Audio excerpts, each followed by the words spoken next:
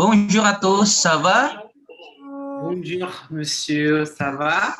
Ça va, oui, merci, Alexander. Bonjour, Mbak Cuni, ça va? Ça va bien, et toi? Oui, ça va bien, merci, Mbak. Oke, ya, jadi kayaknya udah ada yang raise hand nih, Mbak, udah saking antusiasnya nih. Afriana, mungkin mau nanya langsung, walaupun belum ada penjelasan? Oke, disimpan dulu ya pertanyaannya. Nanti kalau mau nanya silahkan, boleh raise hand, boleh tulis di kolom chat, atau berbicara langsung dengan Mbak Cuni, boleh. Gitu. Jadi kalau ngomong langsung Mbak Cuni juga boleh. Oke. Nah, terus nih, hari ini kita mau jalan-jalan ke Toulouse dan ke Carcassonne. Ya, bentar ya Mbak Cuni ya? Ya, Oke. Dua kota ini ada di sebelah mana Prancis sebenarnya, Mbak? Ada di sebelah selatan Prancis, tepatnya di agak ke barat daya ya. Oke, agak ke barat daya di Prancis ya? Ya. Oke, nah mungkin teman-teman udah nggak sabar, tapi sebelumnya kita punya tamu dari Sompo. Mungkin tadi teman-teman pada saat menunggu kita putarkan video Sompo itu apa sih? Nah, di sini udah ada perwakilan Sompo. Halo Mas Riki. Halo Mas, halo semuanya, bonjour. Oke, terima kasih Mas Riki. Ya, jadi nanti Mas Riki ini akan menjelaskan Sompo itu apa sih? Nah, karena kan kalau udah selesai nih pandeminya, atau pada saat sekarang misalkan lagi PPKM nih, pastikan di antara teman-teman ada yang harus melakukan perjalanan ya, baik domestik ataupun luar negeri, entah apapun itu urusannya, pekerjaan dan lain-lain ya. Nah, biar jalan-jalan teman-teman, perjalanan teman-teman nyaman, bisa banget nih dilengkapin sama asuransi perjalanan Travel First dari Sompo Insurance buat meminimalkan resiko yang mungkin terjadi. Jadi pada saat teman-teman jalan-jalan di baik domestik ataupun luar negeri. Nah, biar nggak lama-lama mungkin Mas Riki nih yang bisa menjelaskan langsung. Silahkan Mas Riki. Oke, thank you Mas Aldo. Selamat sore semuanya. Semoga dalam keadaan sehat selalu. Mohon maaf sebelumnya saya izin off cam ya. Oke, jadi saya cuma punya waktu beberapa menit aja. Jadi selamat sore teman-teman. Selamat datang di virtual trip dari EV collaboration dengan Sompo. Kalau misalnya teman-teman di sini nanya, Sompo itu apa sih? Sompo itu adalah asuransi umum yang salah satu produknya adalah asuransi perjalanan.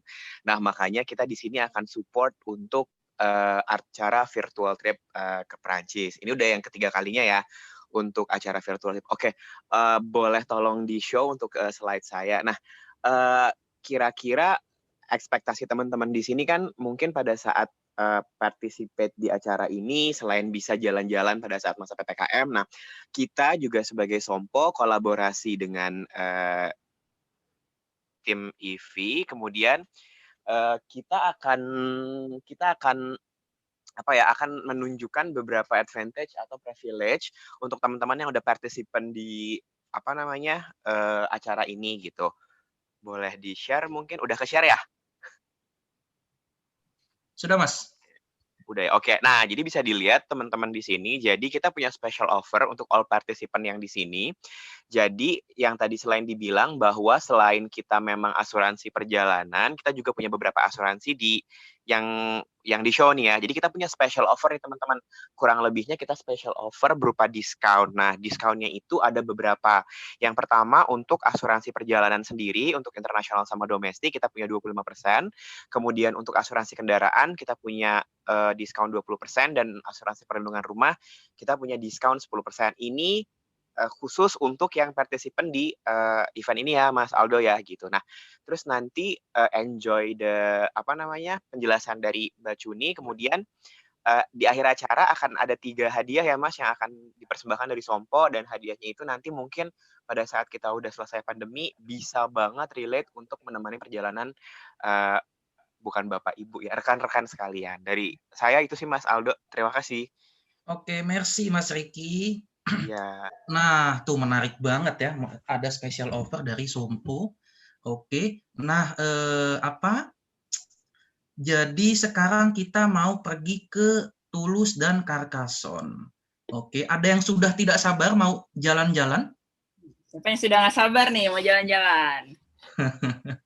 Oke, nah sekarang Saya serahkan langsung aja ya ke Mbak Cuni ya. Jadi Oke. Mbak Cuni ini dari Chandrika Travel. Oke, pokoknya paham banget lah sama travel. Oke, silakan Mbak Cuni. Thank you, Mas Ray, atas perkenalannya dan sambutannya. Thank you juga Mas Riki dari Sompo. Jangan lupa teman-teman, nanti di akhir acara kita akan ada kuis dan kuisnya berhadiah 3 goodie bag dari Sompo. Jadi tungguin aja terus sambil dengerin terus presentasi dan jalan-jalan kita hari ini. Oke, jadi tungguin sampai habis ya, biar bisa dapat hadiahnya ya. Betul. Oke, lanjut Mbak. Oke, selamat sore teman-teman semuanya. Hari ini kita bakal voyage virtual alias kita bakal jalan-jalan ke Toulouse di Prancis. Nah, buat yang belum kenal, perkenalkan namaku adalah Cuni Chandrika, biasa dipanggil Cuni. Aku berprofesi sebagai tour leader di Eropa dan aku juga ada travel business at chandrika.travel. Chandrika.travel itu sebenarnya apa? Nanti aku akan jelasin di akhir acara. Nah, kemudian aku juga sempat tinggal di Perancis selama 4 tahun. Dan selama aku tinggal di Perancis, aku juga explore banyak banget tempat di Perancis. Mungkin udah lebih dari 20 kota kali aku pernah explore di Perancis. Nah, salah satunya itu kotanya adalah Toulouse. Seperti apa sih Toulouse itu? Oke, ini adalah peta dari Perancis. Kita bisa lihat Toulouse itu ada di sini. Dia ada di sebelah selatan Perancis, dia agak ke barat daya ya. Kalau misalnya Marseille, Nice, dia agak ke tenggara. Nah, sementara Toulouse ini dia agak ke barat daya. Nah, Toulouse ini adalah ibu kota dari Departement Haute-Garonne dan juga region yang bernama Occitan. Toulouse ini adalah kota keempat terbesar di Perancis setelah Paris, Marseille, dan juga Lyon. Toulouse ini terkenal akan industri luar angkasa atau aerospace. Dia terkenal sebagai pusat industri aerospace yang ada di Eropa. Nah, di sini juga ada beberapa kantor pusat perusahaan besar, perusahaan aerospace, salah satunya adalah Airbus, yang biasanya kita naikin pesawatnya. Itu dia base camp-nya ada di kota Toulouse. Nah, kemudian Toulouse ini juga memiliki universitas, salah satu yang paling tua di dunia, itu namanya adalah Université de Toulouse, dan Toulouse ini tentunya juga kota pelajar. Jumlah pelajarnya itu adalah terbanyak keempat di Perancis setelah Paris, Marseille, dan juga Lille. Nah, Toulouse ini dia disebut-sebut sebagai kota yang paling dinamis, itu disebut oleh majalah L'Express dan juga Le Challenge. Di Toulouse sendiri ada 3 UNESCO World Heritage List. Yang pertama itu adalah Canal du Midi, yang kedua adalah Basilique Saint-Sernin, dan yang ketiga adalah Hotel Dieu Saint-Jacques. Nanti kita akan ke 2 dari 3 tempat ini selama kita jalan-jalan virtual. Nah, kemudian Toulouse ini juga disebut dengan La Ville Rose atau Pink City. Kenapa? Karena bangunan-bangunan di Toulouse ini dia ada warna pink terakota, jadi lebih kayak pink ke coklat-coklatan gitu ya, makanya kotanya disebut dengan Pink City. Nah, kita juga bisa lihat di peta, kalau Toulouse itu dia letaknya di selatan dan dekat sama Spanyol ya, ini adalah Spanyol, di sini ada negara kecil namanya Andorra, nah dia juga ada sedikit-sedikit terpengaruh oleh Spanyol. Nah, untuk Toulouse juga di abad ke-14 sampai ke-16, dia memiliki industri yang namanya pastel. Pastel itu adalah sebuah tanaman yang menciptakan warna biru, dan itu dia cukup terkenal di Toulouse. Bahkan sampai sekarang ada souvenir-souvenir yang berbau pastel. Oke. Nah, gimana sih kalau misalnya kita mau jalan-jalan dari Paris ke Toulouse? Biasanya kan kalau misalnya ke Prancis, kita pasti ke Paris ya. Gimana caranya kalau kita mau ke Toulouse dari Paris? Yang pertama dan yang paling mudah, kita bisa menggunakan pesawat. Itu gampang banget, tinggal naik dari airport, bisa dari airport Charles de Gaulle atau bisa juga dari airport Orly yang ada di Paris. Dan pesawatnya biasanya adalah EasyJet ataupun Air France.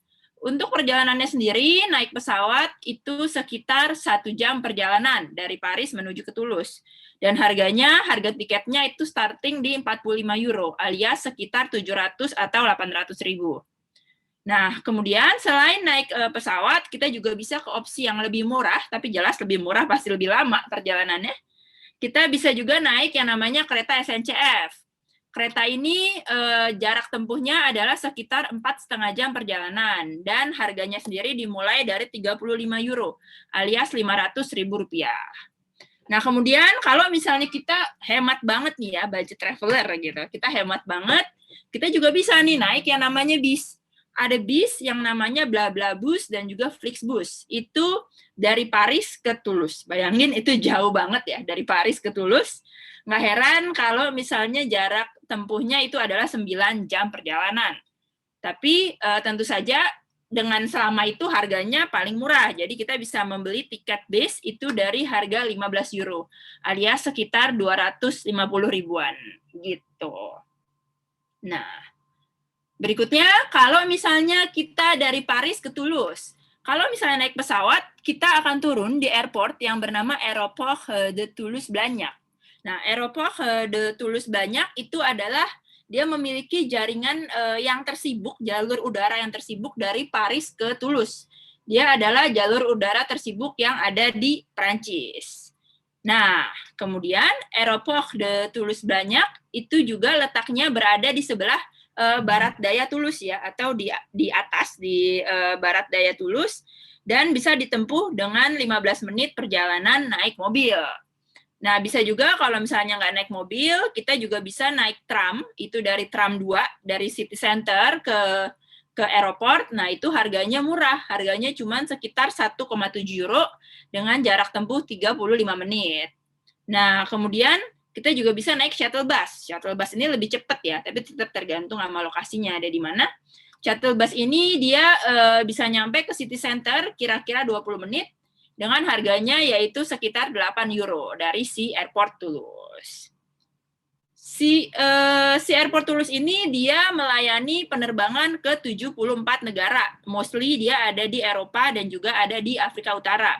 Banyak banget maskapai yang ada di Airport Toulouse ini. Beberapa di antaranya kita bisa temukan low cost carrier kayak EasyJet, lalu ada Volotea, ada Ryanair, itu maskapai-maskapai yang satu Eropa ya, satu Uni Eropa. Lalu kita juga bisa temukan juga Air France. Jadi banyak sekali pilihan maskapai dan juga dari berbagai destinasi di Eropa, khususnya di Prancis. Nah, kemudian selain kalau misalnya kita naik pesawat, kita juga bisa naik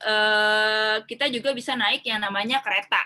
Nah, kalau misalnya kita naik kereta, kita akan turun di Gare yang bernama Gare de Toulouse-Matabiau. Apa sih si Gare Toulouse-Matabiau ini? Nah, Gare de Toulouse-Matabiau ini adalah stasiun kereta yang paling besar yang ada di Toulouse, dan dia dibangun di tahun 1905. Line pertamanya sendiri itu adalah line dari Toulouse ke Bordeaux.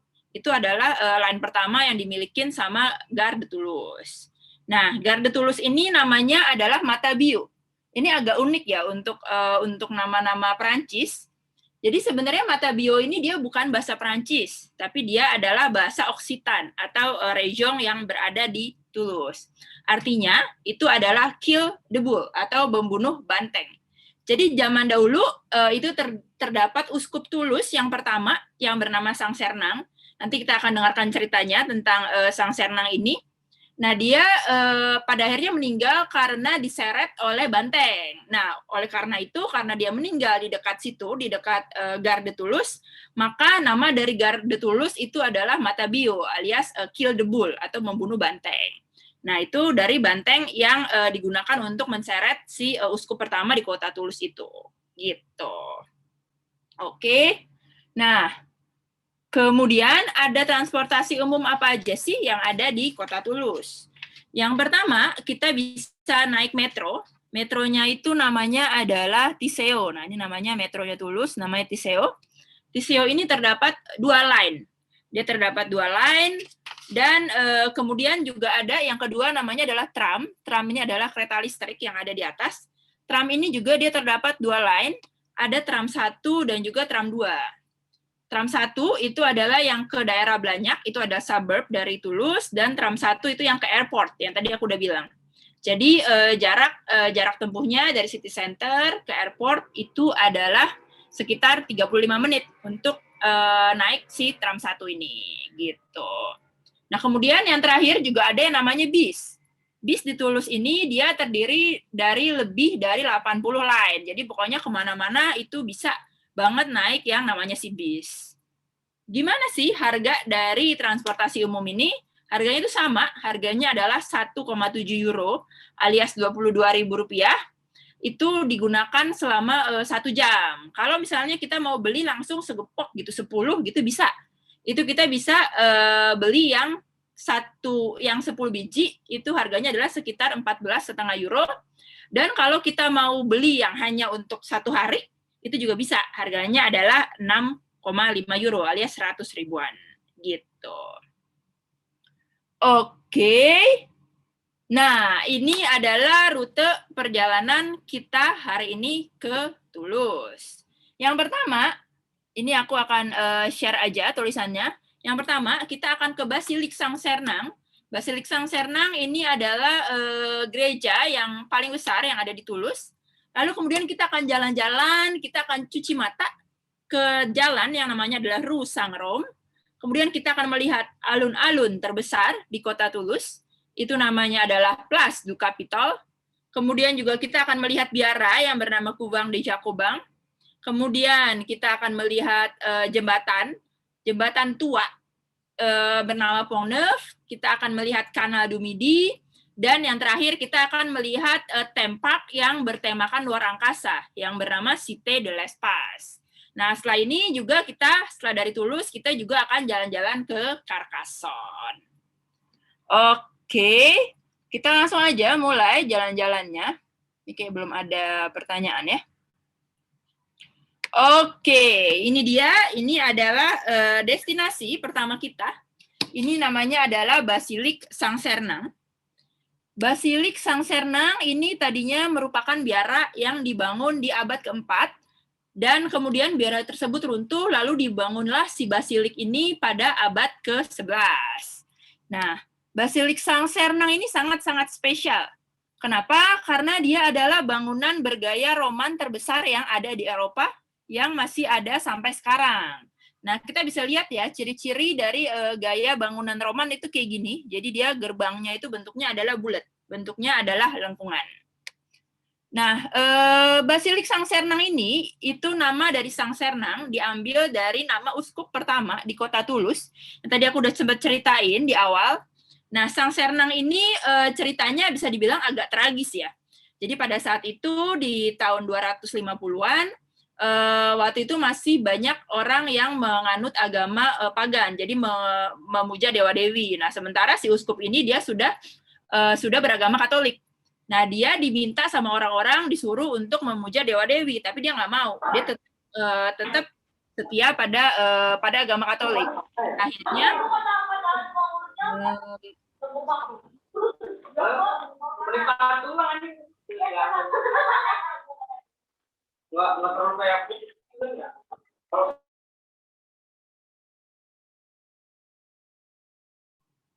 Oke, lanjut lagi.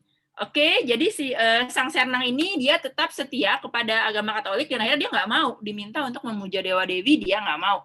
Akhirnya dia dibunuh oleh warga lokal dengan cara dia diseret, jadi dia dikaitin di benteng lalu dia diseret diarak keliling kota dengan menggunakan si benteng itu. Nah, tadi si benteng yang disebut tadi itu dia berakhirnya di dekat stasiun, makanya tadi nama stasiunnya adalah Matabiu yang berarti kill the bull. Nah, itu adalah cerita dari si Saint-Sernin ya, uskup pertama Toulouse yang lalu diangkat menjadi orang suci atau diangkat menjadi santo.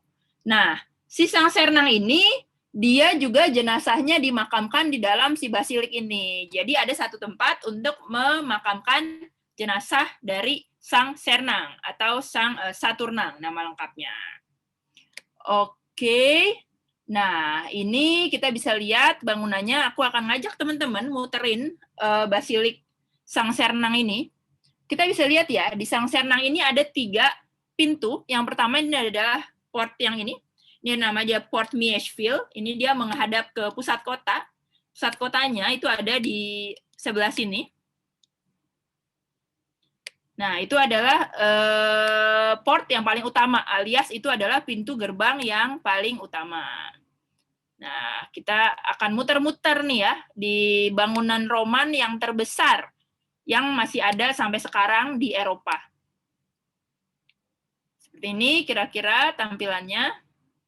Nah, ini biasanya suka ada market juga, jadi di pinggir-pinggir ini dia suka ada pasar loak. Nah, ini adalah pintu depannya, kita bisa lihat seperti ini pintu depannya. Sebenarnya lebih bagus dilihat dari samping ya. Nah, ini dia adalah pintu depannya, ini namanya adalah Westport atau pintu sebelah barat.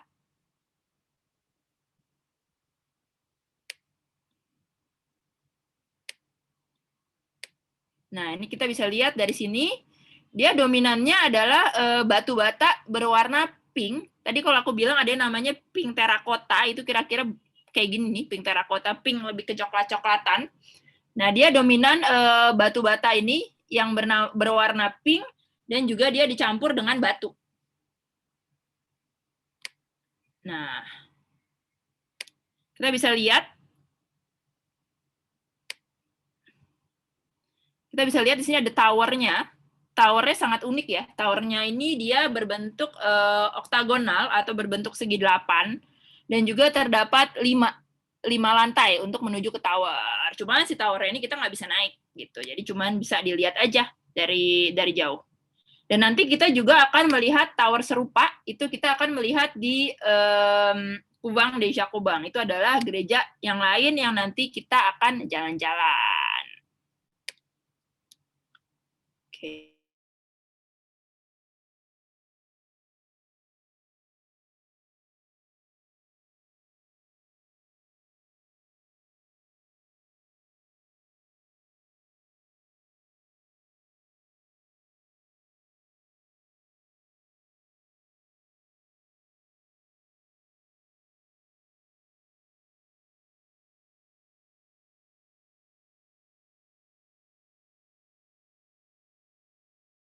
Adalah pintu yang tadi, yang pertama kali kita lihat. Tadi kita udah lihat pintu itu, pintu yang pertama, lalu ada pintu yang kedua, yaitu di west, lalu juga ada pintu yang di sini. Nah, pintu yang di sini itu namanya adalah Port Comtes.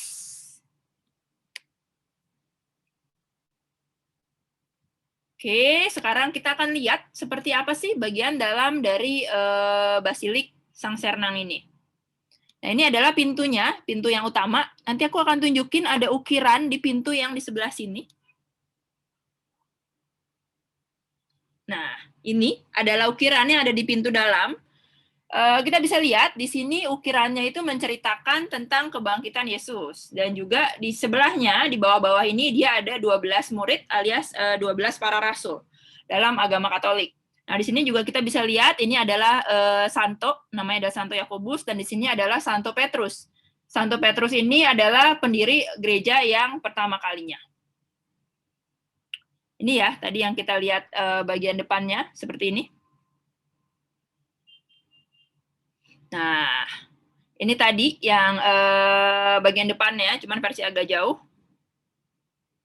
Nah, ini adalah bagian dalam dari Basilik Sang Sernang. Kita bisa lihat ininya adalah luas banget. Dan juga bentukan arknya itu seperti ini ya. Bentuknya adalah melengkung. Ini dia adalah khas dari Roman. Ini altarnya, dia ada di sini. Dan lengkungan-lengkungan ini tuh ada sekitar 12 baris. 12 baris itu juga melambangkan 12 rasul, alias 12 murid Yesus. Nah, ini kita bisa lihat, tadi aku udah cerita kalau misalnya di sini dimakamkan yang namanya Sang Sernang. Nah, ini adalah salah satu, ini adalah tempat di mana si Sang Sernangnya ada, di mana Sang Sernangnya dimakamkan. Ini juga, ini adalah organ, dia ada di belakang gereja. Nah, organ ini itu adalah salah satu organ yang terpenting juga, yang ada di Prancis. Nah, kita lihat ya, bagian dalamnya. Ini adalah sebuah lorong. Tadi kita lihat di tengah itu ada menuju ke altar, lalu di kiri dan kanan itu ada lorong. Biasanya kalau di gereja, lorongnya itu cuma satu, tapi di sini lorongnya itu ada 2. Kenapa? Karena banyak banget peziarah yang mau masuk ke dalam Basilik Sang Sernang. Jadi sengajalah dibuat jalannya luas, biar alur perjalanannya lebih lancar.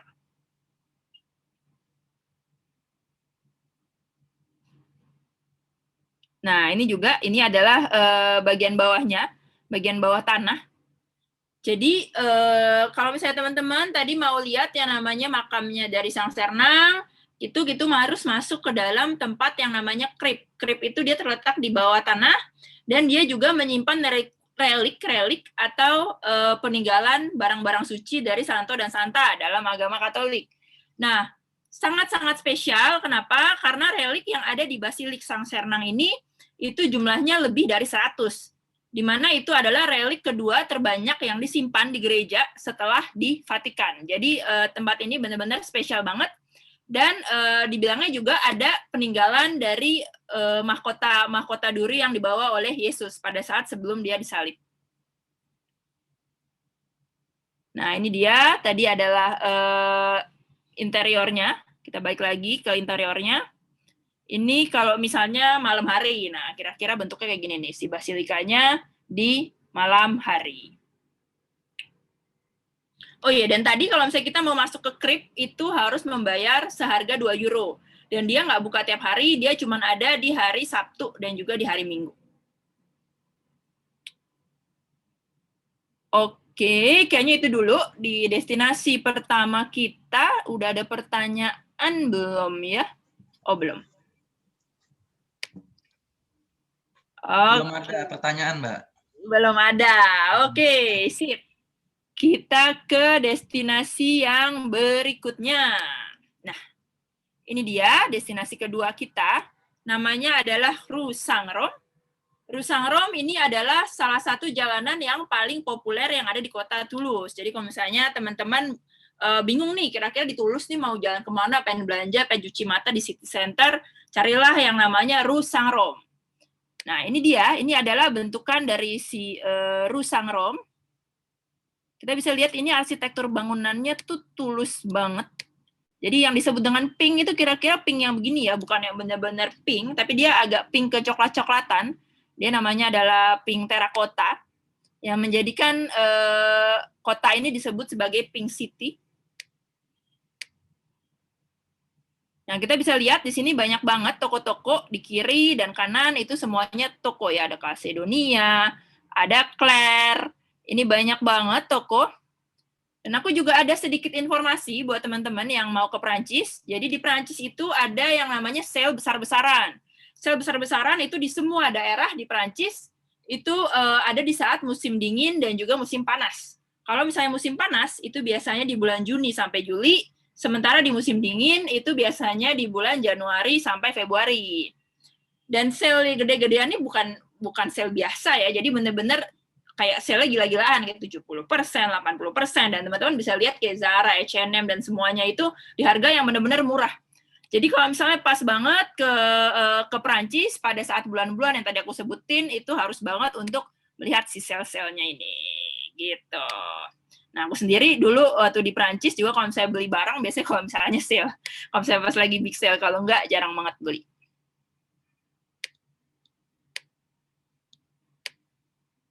Tadi aku mau nunjukin papan jalan yang ada di Toulouse. Nah, ini ada papan jalan. Di atas ada tulisannya Rue Saint-Rome, di bawah ada tulisannya Carriera Saint-Romain. Apakah itu? Nah, jadi di atas ini dia pakai bahasa Prancis, sementara di bawahnya itu pakai bahasa Occitan atau bahasa region dari Toulouse gitu. Jadi jalan-jalannya dia juga dibuat dalam 2 bahasa. Oke. Nah, ini benar-benar macam-macam banget ya. Ini kebanyakan toko-toko nih yang ada di sini.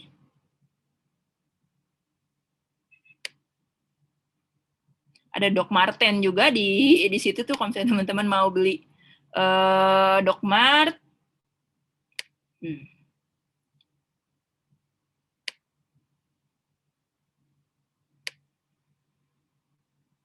Nah, aku cerita sedikit, kalau misalnya teman-teman nyari makanan halal di Toulouse, itu gampang apa enggak? Gampang banget. Karena Perancis itu adalah komunitas muslim terbesar yang ada di Eropa. Jadi di mana-mana kalau misalnya mau nyari makanan halal, lalu kalau misalnya mau nyari yang kayak makanan Timur Tengah, kayak kebab yang halal itu banyak banget dan ada di mana-mana di Perancis. Jadi jangan takut kalau misalnya teman-teman mau bepergian ke Perancis dan cuman mau makan makanan yang halal. Nah, selain itu ada serba-serbi nih, ada satu serba-serbi. Jadi di Perancis itu banyak banget yang namanya farmasi alias apotek. Di mana-mana ada farmasi. Sampai terhitung kalau misalnya ada sekitar 22.000 farmasi atau apotek yang ada di Perancis. Jadi kalau misalnya teman-teman sakit atau mungkin luka atau apa, jangan takut karena di Perancis itu di mana-mana ada yang namanya si farmasi. Ini ada toko, ada toys. Oke. Nah, dari tadi kita di Rusangrom di sini. Rusangrom ini dia berujung di alun-alun yang paling besar yang ada di Toulouse. Ini dia, ini adalah alun-alun terbesar yang ada di kota Toulouse, namanya adalah Place du Capitole, kayak di Hunger Games ya, Capital. Place du Capitole. Nah, Place du Capitole ini dia luasnya adalah sekitar 12.000 meter persegi dan juga banyak sekali perayaan yang dilakukan di sini. Jadi ini memang tempat ngumpulnya orang-orang.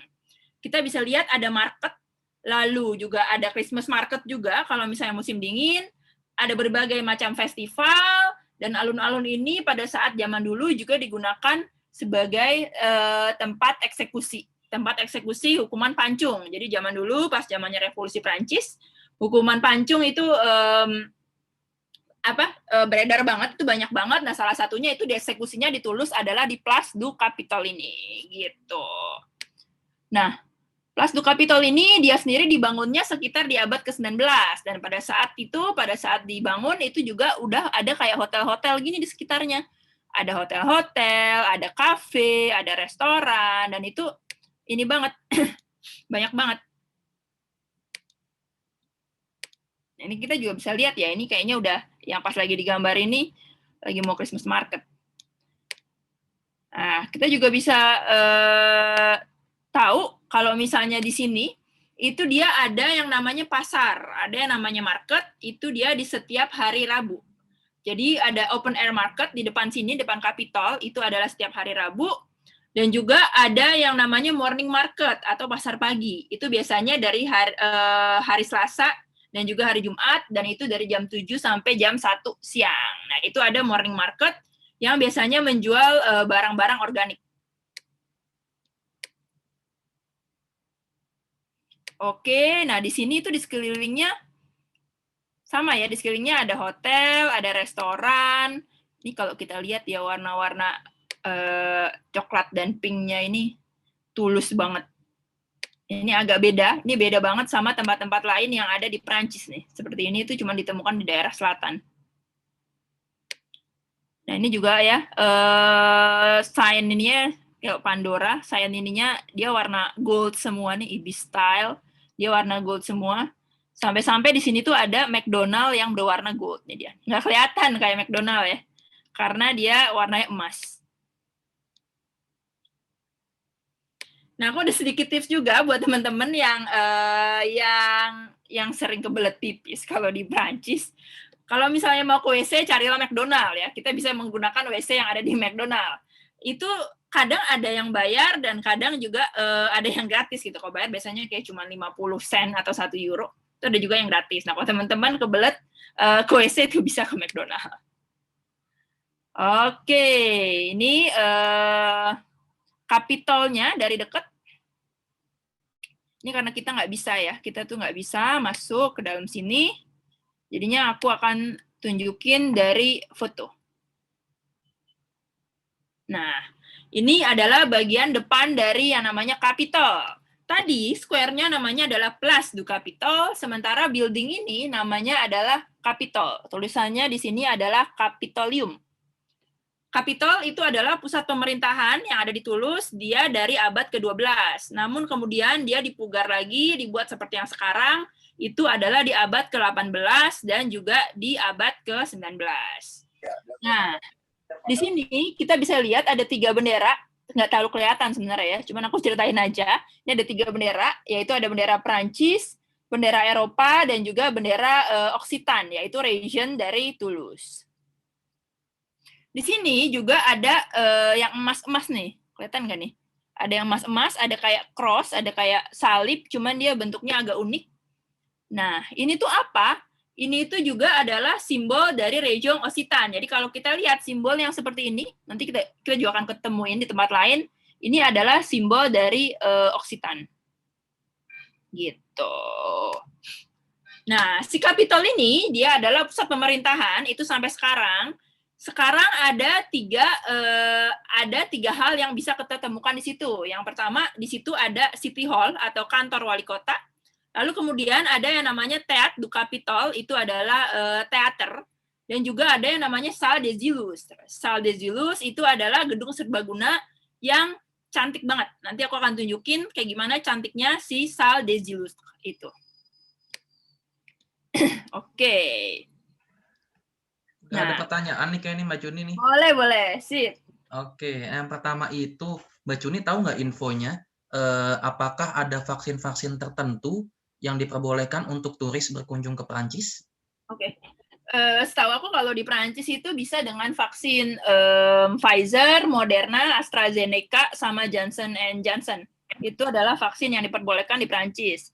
Cuman sekarang tuh Indonesia statusnya adalah zona merah. Jadi buat turis dan juga mahasiswa baru yang mau ke Perancis, sekarang itu nggak bisa karena kita statusnya lagi dianggap zona merah di Perancis. Gitu. Oke, terima kasih. Terus selanjutnya, nah tadi kita sempat lihat di Rusangrong, itu kayaknya tuh kelihatan lengang. Apakah emang sepi seperti itu atau emang sedang sepi? Mungkin aku sekarang nambahin,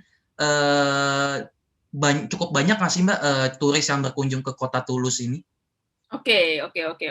Sebenarnya tuh turis yang berkunjung ke kota Toulouse lumayan, tapi memang kebanyakan adalah kebanyakan dari negara-negara Eropa ya. Paling kalau misalnya orang Indonesia yang ke Toulouse tuh biasanya kalau dia ada mau ziarah ke Lourdes, kalau teman-teman tahu ada tempat ziarah namanya Lourdes, itu di dekat kota Toulouse. Nah, itu biasanya orang Indonesia ya ada beberapa juga yang ke Toulouse karena memang dia mau ke Lourdes gitu. Nah, tadi pertanyaannya juga apakah lengang biasa atau enggak ya? Enggak sih, biasanya itu rame. Cuman tadi mungkin emang dia ngambil gambar lagi lengang, kayaknya sih lagi habis hujan atau emang lagi pagi gitu. Jadi emang tadi kayak ngambil gambarnya agak lengang gitu. Oke, merci. Terus selanjutnya ada lagi, Kak, kenapa pintu Basilik Sang Sernang mempunyai nama-nama yang berbeda? Oke, kenapa pintu masuk? Kayaknya itu agak general ya. Maksudnya memang biasanya pintu-pintu masuk itu kan namanya beda-beda ya, biar kita bisa ngebedain gitu. Yang ini pintu masuk yang mana, yang ini pintu masuk yang mana gitu ya. Sama dengan si Basilik Sang Sernang juga dia punya nama berbeda-beda biar kita bisa ngebedain pintu-pintu masuk yang mana, apakah yang di sebelah barat, apakah yang di belakang, ataukah yang di samping gitu. Jadi ya memang namanya harus berbeda-beda. Biar nggak kesasar lah Kak ya. Biar nggak kesasar, benar. Oke. Oke, ini ada satu pertanyaan lagi. Kalau vaksin yang selain yang disebutkan tadi nggak bisa Kak. Kalau Sinovac kayaknya nggak bisa ya Mbak Cuni ya? Nggak bisa, mesti karantina 14 hari kalau nggak salah. Kalau misalnya kita pakai vaksin yang di luar itu. Gitu. Oke, sip. Silahkan dilanjutkan. Oke, thank you. Oke, tadi kita sampai di Gedung Capitol ini. Nah, ini adalah kantor wali kotanya. Ini adalah Hotel de Ville-nya, bentukannya salah satu ruangannya kayak gini. Kelihatan nggak sih gambarnya? Nah, tadi selain kantor wali kota, di sini juga ada teater. Nah, ini adalah bentukannya. Ini adalah namanya Théâtre du Capitole.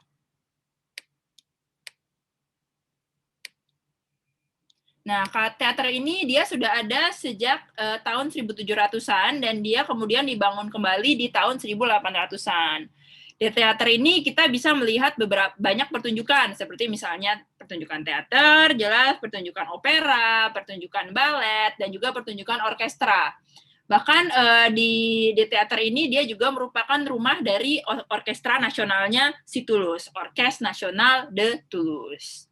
Nah, kemudian di gedung teater ini dia hall-nya yang ini, dia bergayanya adalah bergaya Italia ya. Dia bergaya Italia dan dia bisa menampung sampai 1.100 orang di dalam sini. Dan kalau misalnya teman-teman mau nonton, itu bervariasi banget harga tiket masuknya. Ada dari 5 sampai 30 euro. Jadi benar-benar bervariasi tergantung pertunjukannya apa, tergantung siapa juga, tergantung musimnya juga gitu.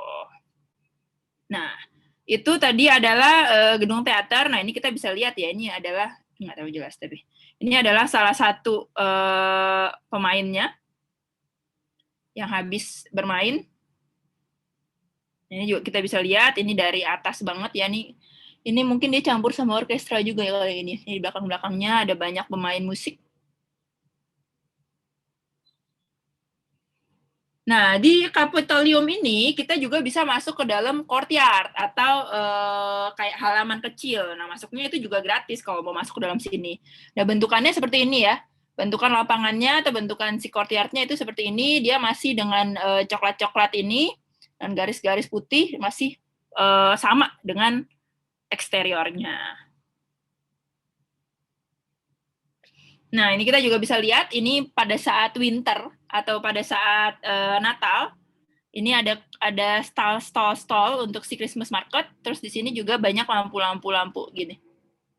Ini cantik banget, jadi memang pusat kotanya itu ada di Capitol ini.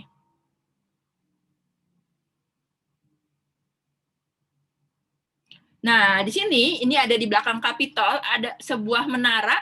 Menara ini sekarang digunakan sebagai tourism office atau office du tourisme. Jadi kalau misalnya teman-teman mau ke Toulouse, bingung mau kemana, pengen minta peta atau pengen nanya-nanya sama orang yang lebih ngerti, bisa banget teman-teman ke office du tourisme ini, ke tourism office, yang letaknya berada di belakang dari gedung Capitol.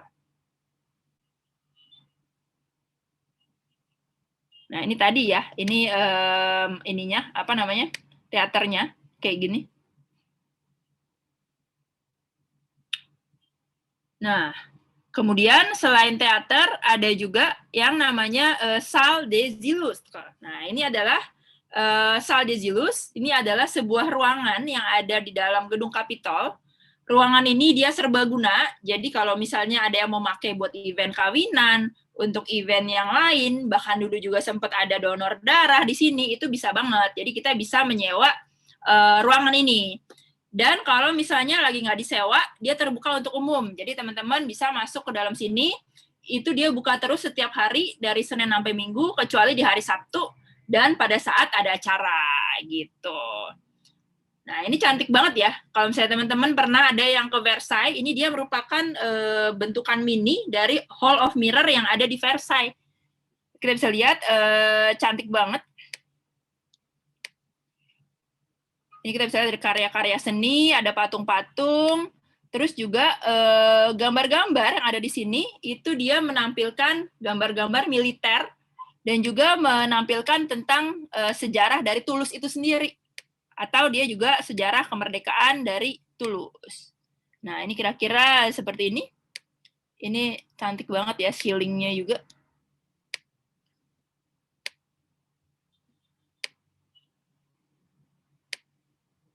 Oke. Nah, sekarang aku pengen nunjukin Salle des Illustres ini tapi dalam bentuk video. Jadi aku akan nunjukin sedikit video YouTube-nya biar teman-teman bisa lebih ngeliat gimana cakepnya si Salle des Illustres ini.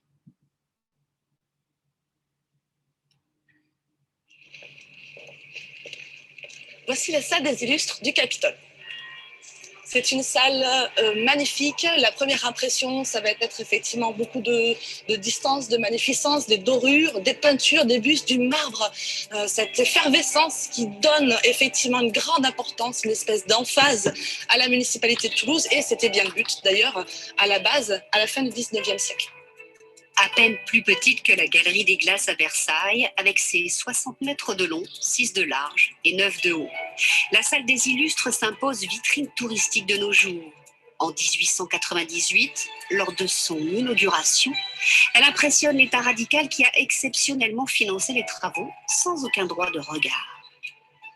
J'aime le paradoxe d'un luxe qui est un peu un piège, puisque les statues ne sont pas en pierre mais en terre cuite, et sur les 24 colonnes de marbre que vous avez ici, seulement 4 sont en vrai marbre.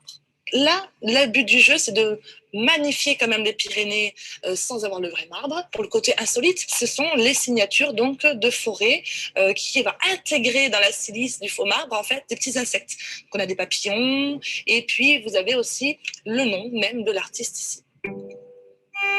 3 parties thématiques se détachent. La droite, consacrée aux sciences et à l'implication militaire de Toulouse dans l'histoire. Le centre, consacré aux arts avec notamment le sculpteur François Lucas qui travaille sur le bas-relief des ponts jumeaux en 1775. Et la gauche, avec l'un des symboles de la croisade contre les Albigeois, qui représente l'indépendance de la ville et la résistance du peuple méridional. Pour Luce Barlang, historienne de l'art, on est en présence de l'un des décors peints les plus importants de la Troisième République. Il égale largement les œuvres parisiennes. On doit cette réussite aux artistes choisis par les édiles pour représenter ici la ville. La quinzaine d'artistes qui ont œuvré. Oke, segitu aja. Itu tadi adalah gambaran dari Salle des Illustres. Tadi kayaknya aku lihat udah lumayan banyak ya di kolom chat ya. Betul. Ada yang nanyain soal makan juga nih. Kayaknya udah mulai lapar nih ya. Udah nggak sabar. Rekomendasi kuliner. Oke, ada pertanyaan. Kalau makan di sana itu murah nggak sih, Mbak? Oke, kalau misalnya sebelumnya kita biasa kalau yang paling hemat ada kebab, ada McD ya. Kayak Mbak Cuni pernah bilang. Tapi silakan, Mbak. Betul. Biasanya kalau misalnya makan, dia ya normal ya seperti di kota-kota di Prancis lainnya. Kalau misalnya makan di restoran itu rata-ratanya adalah sekitar 15-an euro atau 220.000 rupiah. Nah, kalau misalnya mau yang murah, seperti tadi katanya Mas Ray, itu bisa kita ke McD, kita bisa ke kebab, atau kita bisa bawa makanan sendiri dari rumah. Gitu kira-kira. Oke, nah terus nih, biaya hidup di sana itu sekitar berapa ya Mbak? Kayak misalkan biaya tinggal dan lain-lain. Oke. Kalau misalnya biaya hotel, aku cek dia paling murah itu hotel bintang 2 sekitar 50-an euro. 50-an euro itu sekitar 700.000 atau 800.000.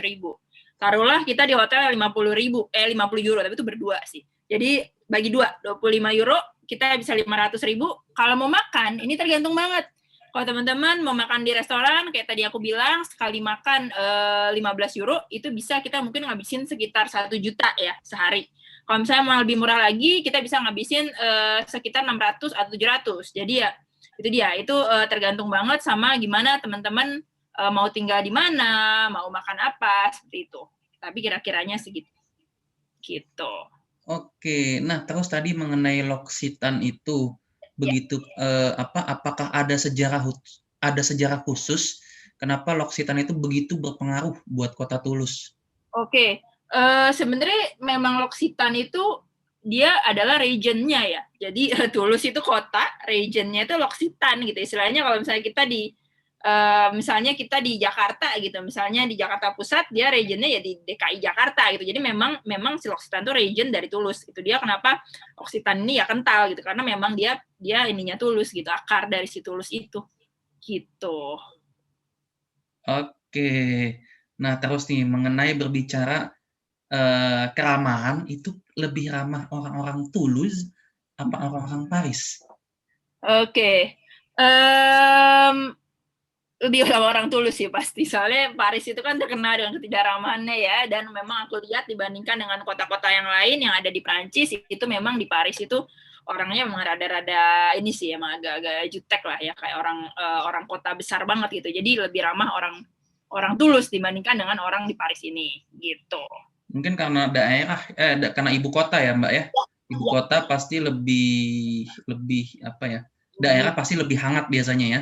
Biasanya ya, betul. Oke, nah terus tadi tuh berbicara mengenai karantina. Kalau kita pakai Sinovac, karantinanya itu bayar sendiri atau dibayarin? Karantinanya itu bayar sendiri, tapi sebenarnya dia nggak ada rujukan hotel kayak di Indonesia ya. Kalau di Indonesia kan ada rujukan hotelnya gitu.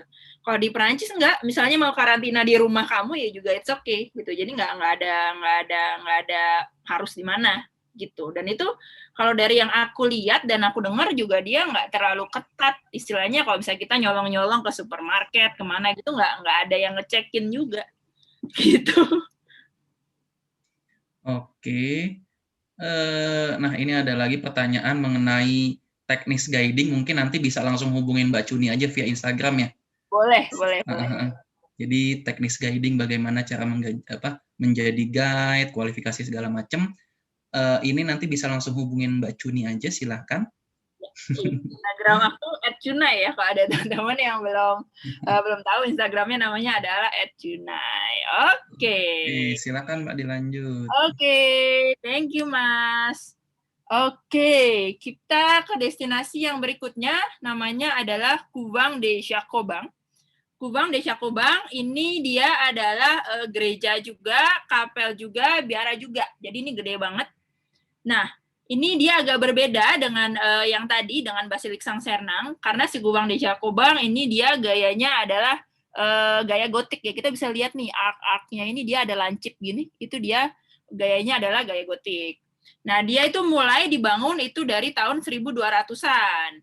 Dan kemudian yang unik juga, di Cubang de Jacobang ini tadinya adalah tempat di mana pertama kali diadakan pengajaran di Université de Toulouse. Jadi bukan di kampus yang pertama kali dibangun, tapi dia pengajaran di universitasnya itu ada di dalam biara.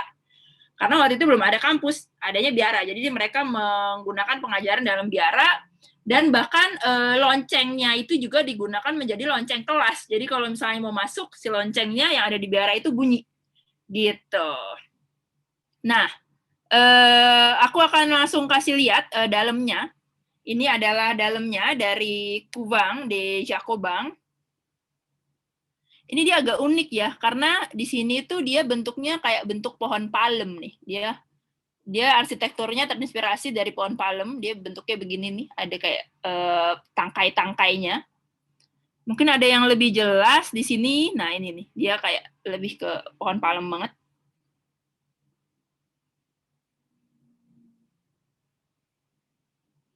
Nah, kita juga bisa lihat ada yang namanya menara ya.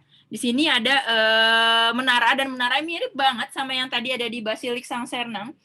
Menaranya ini dia juga sama, dia oktagonal juga. Dia adalah segi 8, dan di sini dia ada 4 lantai. Kalau yang tadi di Sang Sernang itu ada 5 lantai, kalau misalnya di dalam sini dia ada 4 lantai. Nah, selain ada gereja, di dalam sini juga ada yang namanya biara. Nah, di sini ini adalah biara yang ada di dalam dari Cubang de Jacobang. Ini cantik banget, teman-teman harus masuk ke dalam kalau misalnya berkesempatan untuk ke Toulouse. Ini cantik banget, dan dia juga Instagramable banget nih. Lihat nih, kayak gini. Nah, kalau misalnya kita mau masuk ke dalam sini, itu harganya adalah 5 euro. Tapi kalau kita cuman pengen lihat dari jauh, atau kita cuman pengen di gerejanya aja, itu nggak usah bayar. Itu adalah gratis. Tapi kalau misalnya mau masuk ke dalam banget, itu harus bayar seharga 5 euro. Nah, ini, si biaranya ini, di tamannya ini, zaman dulu digunakan sebagai tempat meditasi dan juga tempat hiburan untuk biarawan-biarawan yang ada di sana. Oke. Nah, ini kita bisa lihat ya, kaca-kaca patri yang berwarna-warni ini. Dia khas dari gereja gotik. Ini juga nih makin kelihatan dari ukiran-ukiran si pohon palemnya itu sendiri. Nah, ini juga, ini cantik banget. Ini lebih kelihatan lagi nih tentang si pohon palem. Nah, di gereja ini, di Cubang de Jacobang, itu dia juga ada salah satu peninggalan dari Santo Santa juga, dari orang suci, itu namanya adalah Thomas Aquinas, kalau teman-teman pernah dengar. Nah, itu dia juga terdapat peninggalannya di dalam Cubang de Jacobang ini. Dan Cubang de Jacobang ini setelah Revolusi Prancis, dia juga sempat digunakan sebagai barak dan juga sebagai museum. Sampai akhirnya sekarang dia kembali menjadi gereja. Gitu. Di sini juga ya, dia suka ada pameran-pameran, suka ada exposition. Nah, kayak ini dia lagi ada pameran nih. Dia lagi ada pameran atau exposition di salah satu hall-nya atau di salah satu biaranya. Ini ada salah satu kapel yang ada di biara tersebut. Ini adalah bagian dalamnya ya. Kita masih lihat batu bata yang coklat ini, pink kecoklatan. Aku sih sebenarnya lebih suka nyebutnya coklat ya, karena bentuknya kayak coklat, cuman dibilangnya itu adalah pink. Oke, tentang Kubang de Jacobang kayaknya segitu aja dulu. Aku lihat kayaknya ada pertanyaan lagi di kolom chat ya. Iya, betul. Nah, ada yang nanya nih, museum terkenal di Toulouse itu apa sih? Oke, nah nanti aku akan ajak teman-teman ke salah satu museum yang terkenal dan yang unik di Toulouse, itu namanya adalah Cité de l'Espace. Itu dia sebenarnya theme park juga, tapi dia museum juga, itu tentang luar angkasa, tentang aerospace. Nanti aku juga akan ajak teman-teman untuk jalan-jalan ke situ. Museum yang rekomendasi ya, Mbak ya? Ya, betul. Kalau kita ke Toulouse. Oke, nah terus ada yang nanya lagi, Kak bisa dibilang itu dindingnya batu bata merah. Batu-bata merah. Kalau misalnya mereka sih bilangnya selalu bilang pink ya. Kalau buat aku sih tuh nggak kurang pink gitu ya. Kalau buat aku sih jadi coklat. Cuman ya terserah lah teman-teman interpretasinya tuh warna apa gitu. Tapi disebutnya adalah pink city karena dibilangnya itu adalah pink terakota gitu. Oke, nah terus tadi Kubang de Jacobang itu ada info mengenai nama arsitekturnya, Mbak?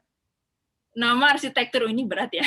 Jujur aku sorry banget kalau soal ini aku nggak tahu siapa nama arsitekturnya. Sorry ya. Oke, nanti bisa kita googling lah ya. Kita googling. Nah, terus tadi Kak untuk teater itu jadwalnya bagaimana? Ada hari-hari tertentu gitu kah? Oke, jadwalnya sebenarnya terserah sama yang ngadain ya. Jadi bisa weekdays malam, bisa weekend. Jadi memang benar-benar tergantung sama organizernya. Gitu, nggak ada jadwal-jadwal tertentu yang kita harus datang. Dan harganya juga bervariasi dari 5 sampai 30 euro. Jadi yang macam-macam, bisa balet, bisa opera, bisa teater, itu benar-benar bervariasi banget gitu. Oke, nah terus kalau kita jalan-jalan ke Toulouse nih, kita minimal itu berapa hari sih Mbak? Idealnya kalau kita jalan-jalan ke Toulouse? Oke. Kalau dari aku sih sebenarnya kalau kita cuma mau lewat gitu aja, sehari cukup ya. Jadi nanti destinasi yang kita ada di sini itu sebenarnya 1 harian cukup banget. Mau kalau misalnya teman-teman mungkin mau nambah nih, mau masuk ke museum, nanti mau masuk ke Cité de l'Espace atau museum-museum seni yang lain, itu bisa kayak sekitar 2 hari atau 3 hari. Dan juga banyak tempat-tempat yang di sekitar Toulouse yang kita bisa jangkau gitu. Kalau kita mau one day trip, kayak contohnya seperti mau ke Carcassonne gitu. Kalau misalnya kita mau ke Carcassonne, kita mau bisa sehari lagi. Atau mungkin kita mau ke Lourdes gitu, ziarah ke Lourdes, kita bisa sehari atau 2 hari lagi. Atau mungkin kalau misalnya kita mau ke Gunung Pirene. Jadi sebenarnya di dekat Toulouse ini ada gunung salju ya. Itu adalah Gunung Pirene, itu kita juga bisa ke sana. Itu bisa juga bisa nambah lagi sehari atau 2 hari gitu. Jadi tergantung sama kalian apakah mau di Toulouse aja atau mau keluar juga. Kalau misalnya di Toulouse aja sekitar 1 sampai 2 hari dari rekomendasi aku. Gitu. Oke, berarti kalau kita mau jalan-jalan ke Toulouse dan sekitaran Toulouse hampir butuh waktu seminggu ya, Mbak ya? Iya. Kira-kira ya. Kalau benar-benar mau jalan-jalan Explore Toulouse ya, explore Toulouse dan sekitarnya. Explore Occitan. Oke, nah terus nih, kita kan lagi ada di Toulouse. Apakah Toulouse itu mengandung arti khusus atau bagaimana tuh? Pertanyaannya berat tuh. Aduh, lagi-lagi aku maaf ya, aku nggak tahu serius. Sorry banget, aku nggak dari info yang aku lihat dari yang aku baca di sana nggak menyebutkan arti kata nama Toulouse itu sendiri gitu. Oke, nah terus terakhir, kalau dari Toulouse ke Lourdes itu bisa pakai transportasi darat atau harus naik airplane? Ya, sebenarnya nanti di slide di terakhir aku akan jelasin tentang gimana kalau kita mau ke Lourdes ya. Jadi tungguin aja sampai terakhir. Oke, nah terus nih kalau angka kriminalitasnya atau di Toulouse itu bisa dibilang aman atau enggak sih? Kayak misalkan dari pickpocket atau lain-lain. Oke. Di Toulouse itu bisa dibilang termasuk aman ya. Jadi jarang yang namanya pickpocket. rasisme juga setahu aku nggak banyak juga, cuman ya tetap aja yang namanya kejahatan bisa terjadi di mana-mana, jadi ya mesti waspada terus sih di mana-mana, jangan sampai lengah. Intinya harus waspada ya Mbak dimanapun itu ya. Oke, sip, kita bisa lanjut. Oke.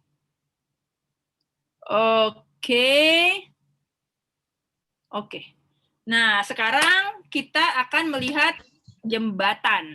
Jembatan ini sebenarnya nggak terlalu jelas ya di Google Street ya, tapi ini adalah jembatannya. Ini. Nah, aku akan kasih lihat lebih jelas lagi. Nah, ini. Jembatan ini adalah jembatan yang bernama Pont Neuf. Pont Neuf ini dibangun di abad ke-16 atau sekitar 1500-an, dan dia menghubungkan Toulouse di sebelah kanan, di sebelah timur, dan juga di sebelah barat. Di mana di sebelah kanan tadi kita bisa lihat, tadi itu situs-situs yang kita lihat itu ada di sebelah kanan. Nah, sementara di sebelah kiri itu ada tempat-tempat lain, tapi tempat-tempatnya kurang populer di sebelah kanan. Jadi itu dihubungkan oleh si Pont Neuf ini. Pont Neuf ini dia bisa dilewati oleh mobil, oleh kendaraan lain juga dia bisa melewati si Pont Neuf ini. Pont Neuf ini dia dibangun di abad ke-16 dan dia merupakan jembatan tertua yang ada di Sungai Garonne. Kalau dulu teman-teman bulan November kayaknya ya, pas kita jalan-jalan ke Bordeaux, itu di Bordeaux juga ada namanya Sungai Garonne. Nah, itu dia membentang dari Bordeaux ke Toulouse sampai ke Spanyol. Nah, itu dia melewatinya adalah melewat si jembatan Pont Neuf ini. Dan jembatan Pont Neuf ini adalah jembatan yang paling tua yang ada di Sungai Garonne gitu. Kalau kita mau jalan-jalan di sekitar Sungai Garonne yang ada di Toulouse, kita juga bisa naik yang namanya cruise. Jadi ada cruise, kita bisa melihat, kita bisa muterin Sungai Garonne sambil melihat objek-objek wisata yang ada di Toulouse. Untuk harganya sendiri itu ada di sekitar 8 euro atau 120.000. Itu untuk yang 3 menit, untuk yang 30 menit. Lalu kemudian juga ada yang 12 euro atau sekitar 200.000 itu untuk yang 1 jam. Jadi teman-teman bisa bebas mau explore yang mana gitu. Nah, kemudian di Pont Neuf ini dia panjangnya adalah 220 meter dan dia terdapat 7 lekukan ya. Dia terdapat 7 lekukan di sini.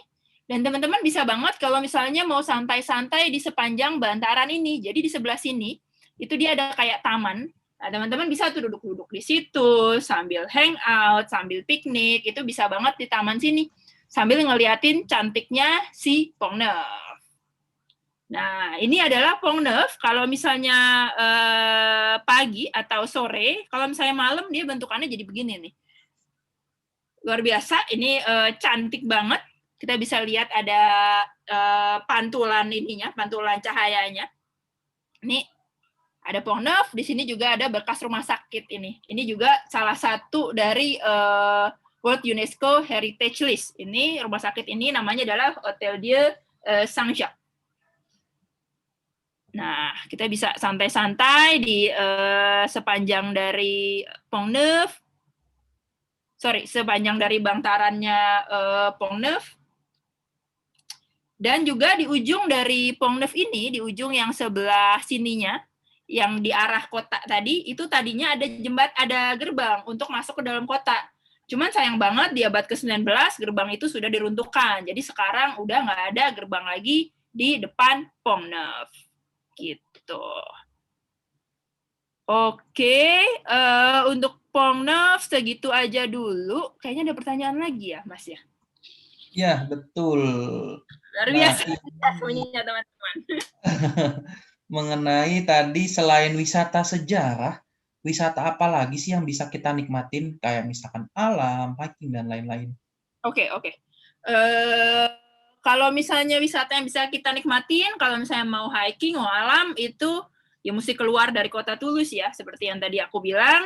Kita bisa ke Carcassonne, itu sebenarnya lebih ke sejarah juga sih, cuman itu cantik banget, nanti kita akan lihat. Lalu hiking juga ada di sekitar kota Toulouse. Lalu juga ada ski. Tadi aku bilang ada yang namanya Gunung Pyrenees di bawahnya. Nah, di Gunung Pyrenees itu kita bisa main ski, kita bisa main salju. Gitu. Jadi banyak banget wisata alam yang ada di sekitar Toulouse. Oke. Nah, terus ini di Tulus itu ada nggak sih penyewaan sepeda atau sepeda motor? Ada. Dia di Tulus itu ada penyewaan sepeda, dan dia juga salah satu transportasinya, tadi aku belum sebut, itu ada yang namanya sepeda atau ada yang namanya velo. Jadi kalau misalnya ada stasiun-stasiun sepeda banyak, nah kita bisa ambil sepeda di situ, terus kita bisa jalan, nanti bisa taruh di stasiun yang lain. Yang itu hitungannya biasanya adalah sekitar per 30 menit, yaitu 30 menit itu sekitar 1 euroan atau 17.000 gitu. Oke, nah terus nih kita lagi lihat danau nih. Di danau itu apakah ada ikan-ikan yang bisa kita lihat juga atau emang hanya danau aja, Mbak? Nih, dia nggak ada ikan, tapi ada bebek nih. Dia ada di danau ini ada, bukan danau ini ya, sebenarnya sungai. Ini sungai ini ada bebek-bebek gini. Kalau ikan sih enggak sih, ikan nggak ada. Oke, jadi kita bisa lihat bebek-bebek ya di danau itu ya. Bener. Nah terus nih, nah ini ada yang udah pernah ngelewatin ternyata di Pongneuf. Oke, nah pas lewat itu kayak ada saluran air di samping jalan raya. Itu apa ya, Kak? Bentar. Aku agak-agak ini nih, agak-agak lupa inget nih, saluran air yang ada di samping jalan raya. Spesifik banget. Mungkin ada teman-teman yang bisa bantu. Sorry banget, kali ini aku juga nggak bisa jawab lagi. Kayaknya susah ya Mas hari ini ya. Biasa. Mungkin nanti bisa ke sana langsung ya biar pastiin ya. Itu Iya, apa sih sebenarnya? langsung yoi. Nah, terus apa lagi nih ya bisa kita bacakan pertanyaannya? Foto ya, dia nanya foto ya. Ini pas banget nih ada di sini. Ya. Ini adalah foto tempat kita bisa duduk-duduk di bantaran Pongneuf kayak gini nih kira-kira. Oke, kita bisa santai-santai ya. Ya, betul. Santai-santai, piknik sama teman-teman. Wah, baik kalau udah nggak COVID nih, enak banget di situ. Nah, terus kalau musim dingin itu danaunya akan membeku atau gimana, Mbak? Musim dingin dia nggak membeku, dia tetap cair seperti itu. Belum sampai sedingin itu sampai bisa beku. Soalnya katanya ada yang mau main ice skating kalau misalnya beku. Oke. Kalau mau main ice skating biasanya pas lagi Christmas market tuh dia ada lapak ice skatingnya sendiri gitu, di beberapa kelas, di beberapa square itu ada ice skatingnya juga. Gitu. Oke, jadi ada tempat khusus lah. Oke, sip. Nah, di tepi sungai itu ada yang jual-jual makanan apa enggak? Oh, mungkin sambil lihat sunset sambil mau Nggak ada sih, sayangnya nggak ada. Jadi kalau misalnya mau mau beli makanan, ya mesti ke supermarket, kita beli sendiri, bawa lah ke situ. Gitu, agak PR. Nggak kayak di Indonesia ada tukang makanan ya. Bener, ada di mana-mana itu tukang makanan. Oke, sip. Silakan dilanjut, Mbak. Oke, thank you. Udah jam berapa? Wow, udah 5.14. Oke. Oke, sekarang kita akan ke destinasi yang berikutnya. Destinasi yang berikutnya ini namanya adalah Canal du Midi ya. Ini yang di Google gambarnya agak kurang, jadi aku siapin gambar sendiri yang ada di slide. Oke. Nah, ini adalah Canal du Midi ya. Ini adalah bagian yang cantiknya nih, bukan yang kayak di gambarnya tadi. Canal du Midi ini dia adalah salah satu kanal yang terbesar yang ada di Prancis, dan dia dibangun di abad ke-17. Jadi pada abad ke-17 kanal ini adalah konstruksi terbesar yang ada pada saat itu. Panjangnya sendiri adalah 240 km dan dibutuhkan 12.000 pekerja untuk menyelesaikan si Canal du Midi. Nah, ini kita lihat ya. Jadi Canal du Midi ini dia membentang itu dari kota Toulouse sampai ke ujung sini. Di sini udah Laut Mediterania, dia membentang ke sini sepanjang 240 km. Nah, ini ada Canal du Midi, ada sambungannya. Sambungannya namanya adalah Canal du Garonne. Canal de Garonne. Nah, sambungannya kanal ini dia dari Samudra Atlantik. Samudra Atlantik, dia ngelewatin Bordeaux, sampai akhirnya ketemulah di tengah-tengah sini, sama si Kanal du Midi. Nah, Kanal du Midi sama Kanal de Garonne ini, dua kanal ini disebutnya adalah Kanal de Mer, atau Kanal Dua Laut, gitu. Kanal du Midi ini dia sudah masuk ke dalam UNESCO World Heritage List pada tahun 1996, dan juga ini adalah kanal yang paling tua dan yang paling tua di Eropa yang masih berfungsi sampai saat ini. Nah, teman-teman bisa banget nih kalau misalnya mau eksplor Kanal du Midi, teman-teman bisa lihat, bisa naik yang namanya cruise, yang namanya boat. Jadi itu bisa, misalnya kita mau dari Toulouse ke Carcassonne gitu ya, atau mau dari Toulouse ke kota-kota kecil yang di sini, itu bisa banget untuk naik boat itu. Cuman memang boatnya itu harganya agak mahal. Dari yang aku cek itu untuk 7 hari itu harganya per orang bisa di 1.000 sampai 6.000 euro. 1.000 sampai 6.000 euro itu berarti 15 jutaan ya. Paling murah. Jadi itu benar-benar eksklusif banget, private. Boatnya itu kayak cuman buat berenam, buat kita sama teman-teman atau kita sama keluarga gitu. Nah, ini kira-kira ada boat-boatnya. Dia kira-kira seperti ini. Ini juga nih. Jadi di pinggir-pinggir Pont Neuf ini kita juga bisa melakukan, bukan Pont Neuf, salah. Kanal du Midi kita juga bisa melakukan hal-hal lain. Misalnya di sini bisa bersepeda, lalu kita juga bisa jalan, untuk jalan kaki, untuk running, untuk lari. Kita bisa banyak melakukan hal-hal di Kanal du Midi, gitu. Kanalnya bersih ya, Kak ya? Ya, benar. Kanalnya dia bersih banget. Kanalnya bersih banget.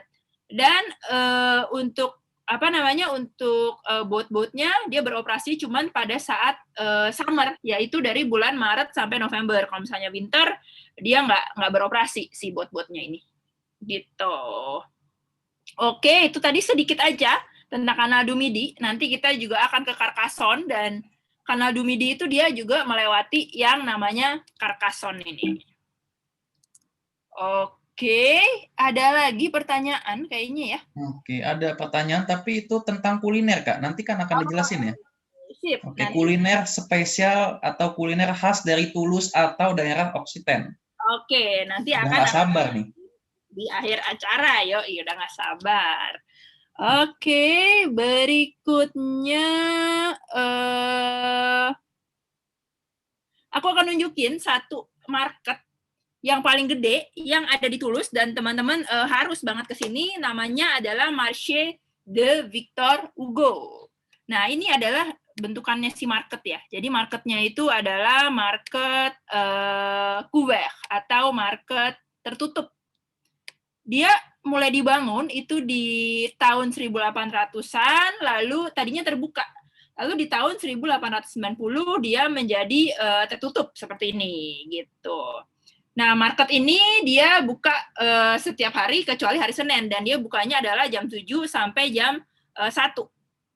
Dia menjual banyak banget hal seperti market pada umumnya.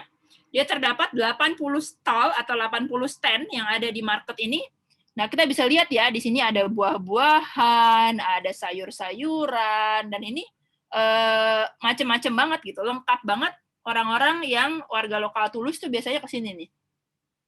Nah, di sini juga kita bisa lihat ya, ada wine, lalu ada keju-keju, ada sosis, ada juga makanan-makanan khas Toulouse ya. Nih, kayak ini, kita bisa lihat ini ada sosis-sosis, ini ada sosis khas Toulouse, namanya sosis de Toulouse, daging-daging, ini daging-daging ini semua. Ini ada keju ya, teman-teman. Di Prancis itu banyak banget jumlah keju, ada ratusan. Nah, salah satunya juga di Toulouse. Nah, ini adalah keju-keju yang dijual di sini. Dia bentuknya itu bulat, itu mesti dipotong-potong-potong biar kecil, dan kita belinya tinggal slice-slicean yang kecil itu. Nah, ini juga kita bisa lihat, ini adalah seksinya seafood ya. Ada crevet, ada udang, ada huître juga, ada si kerang-kerang ini. Lihat nih, ini rame banget yang ada di pasar ini. Ini mungkin sebelum pandemi ya, jadi masih... Buah tropis ada nggak tuh, Mbak, di situ, Mbak? Buah tropis contohnya kayak apa? Kayak ini ya, mangga-mangga nggak ada. Nggak ada. Itu biasanya ditemukan di toko Asia, di supermarket Asia. Market Asia ada berarti ya? Supermarket Asia ada, benar. Supermarket Asia ada. Oke. Nah, selain dari supermarket ini, di lantai kedua itu juga ada restorannya. Jadi teman-teman bisa nih kalau mau makan makanan yang udah di supermarket itu bisa di pojok-pojokan di bawah atau bisa langsung makan di restorannya. Jadi ada satu restoran sendiri dan itu punya si supermarket. Tadi namanya adalah restoran Victor Hugo. Dan juga saking gedenya tempat ini dan banyaknya yang datang, dia juga menyediakan tempat parkir. Jadi kalau misalnya bawa mobil, bingung mau parkir di mana, jangan takut. Karena di Victor Hugo Market ini ada tempat parkirnya sendiri. Gitu. Oke. Ini ada pertanyaan banyak ya kayaknya, Mas. Iya. Nah, kalau di Toulouse itu ada wine khasnya nggak? Nah, biasanya ya, ini info aja buat teman-teman. Biasanya itu tiap daerah di Prancis pasti ada wine khas dan keju khasnya masing-masing. Betul Gitu. sekali. Nah, Benar. Kalau di Toulouse itu wine-nya dia termasuknya wine Languedoc. Dia daerahnya Languedoc, jadi dia masuknya daerah-daerah situ. Gitu. Oke. Nah, terus kita kalau mau cari oleh-oleh nih, yang bisa kita bawa, kira-kira ada nggak sih, Mbak, souvenir khas dari daerah Toulouse? Oke, souvenir khas dari daerah Toulouse. Souvenir khas dari daerah Toulouse sih sebenarnya masih sama ya, kayak biasa, kayak misalnya kartu pos, kayak magnet-magnet gitu. Cuman kalau nanti kita ke Carcassonne itu akan ada kayak miniatur-miniatur tameng gitu ya, miniatur tameng, karena memang kotanya itu kota abad pertengahan, jadi kita juga bisa beli kayak miniatur si tameng itu di Carcassonne nanti, gitu. Oke, nah ini kita bicara mengenai Victor Hugo Market ini. Ya. Ini kita bisa nawar apa enggak kayak tradisional market di Indonesia misalkan. Terus pembayarannya itu cash atau bisa menggunakan kartu kredit? Oke. Ini fix ya, nggak bisa nawar. Kalau di Prancis itu nggak bisa nawar, nggak kayak di Indonesia. Dan kartu kredit bisa. Jadi biasanya kita di supermarket itu bisa bayar either cash atau pakai kartu. Gitu, bisa dua-duanya. Oke, walaupun di pasar tetap bisa pakai kartu ya, Kak ya? Iya, benar. Yang di sini bisa. Oke, sip. Mungkin bisa dilanjut. Oke, sekarang kita ke destinasi yang terakhir di Toulouse. Kalau tadi teman-teman ada yang nanyain museum. Nah, kita ada theme park. Dia bertemakan aerospace atau luar angkasa. Nah, ini dia bertemakan luar angkasa, bertemakan astronomi juga. Karena tadi seperti yang aku udah bilang, di Toulouse itu adalah pusat dari industri aerospace. Jadi ada juga namanya si museum theme park aerospace yang ada di sini. Kita bisa lihat ya, ini dia open air banget. Dia sebenarnya taman, tapi dia tuh ada beberapa bangunan-bangunan yang beda-beda gini. Jadi dia ada temanya masing-masing. Nah, si Cité de l'Espace ini dia dibangun dan dia buka pada bulan Juni 1997. Dan udah banyak banget yang datang. Selama 5 tahun itu ada hampir 5 juta orang yang datang ke Cité de l'Espace ini. Di sini banyak banget ya, kalau misalnya kita mau belajar tentang antariksa, tentang astronomi, itu bisa banget lihat-lihat di sini. Jadi kayak PPI Tech kali ya, kalau di Indo kayak PPI Tech, cuma ini yang aerospace gitu ya, yang luar angkasanya. Kita bisa lihat di sini ada replika-replika dari roket. Ini yang roket yang paling tinggi.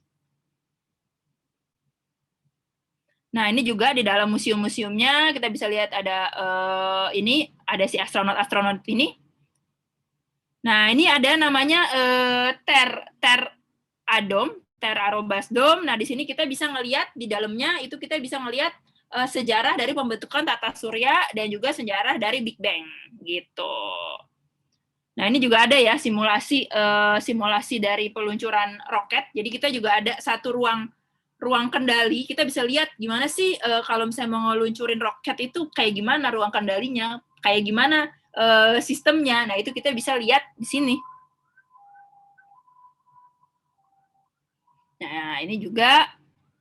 Nah, untuk masuk ke dalam Cité de l'Espace ini harganya dia starting di 21 euro, alias 350.000. Dan di Cité de l'Espace ini menariknya dia juga ada 2 buah planetarium. Yang pertama itu yang lebih besar namanya adalah Australia dengan kapasitas pengunjungnya adalah sekitar 280 orang, dan juga ada yang lebih kecil yang untuk anak kecil itu namanya adalah Stellarium. Itu dia kapasitas pengunjungnya di 130 orang. Jadi teman-teman bisa untuk ke planetarium yang ada di Toulouse ini. Gitu. Nah, ini kita lihat ya. Ini ada simulasi satelit-satelit ini juga. Dan pokoknya kalau misalnya teman-teman ada yang suka banget sama aerospace, sama luar angkasa, ini oke banget untuk main ke Cité de l'Espace.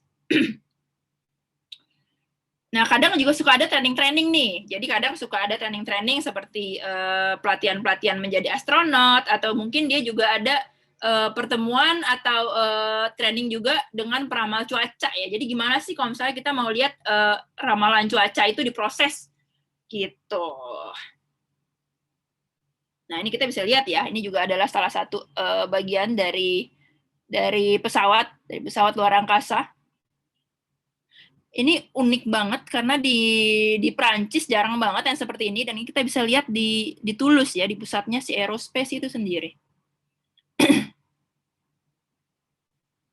Oke, sampai situ dulu. Aku akan nunjukin sedikit video tentang si Cité de l'Espace.